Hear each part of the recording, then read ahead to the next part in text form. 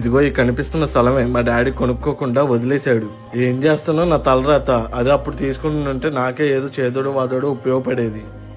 ఏ బాలు, ఇంత సడన్ గా వచ్చండి. అమ్మ నాన్న బాగున్నారా? బాగున్నాను పెద్దమ్మ. అమ్మ నాన్న కూడా బాగున్నారు. మీరెలా ఉన్నారు? బాగున్నాను రా. ఏంటి ఇటు వచ్చారు? ఏం లేదు పెద్దమ్మ, ఇక్కడ ఏదో స్థలం ఉందంటే చూడడానికి వచ్చాము. అవునా, మరి తీసుకుంటారా? ఎక్కడ పెద్దమ్మ, 10 లక్షలు చెప్తున్నారు. అదే మా చిన్నప్పుడు డాడీని తీసుకోమన్నప్పుడు 10,000 చెప్పారంట. ఎక్కడ 10,000, ఎక్కడ 10 లక్షలు? ఇప్పుడు మా డాడీ చేసిన పనికి మేము బాధపడుతున్నాం. అప్పుడు మీ నాన్నకి కుదర తీసుకోలేదనుకో, ఇప్పుడు నువ్వేనా తీసుకోవచ్చు కదా. ఏంటి 10 లక్షలు పెట్టి తీసుకోవాలా? నాకు ఇంట్లో ఖర్చులకి, పిల్లల స్కూల్ ఫీజులకే సరిపోతున్నాయి నా జీతం.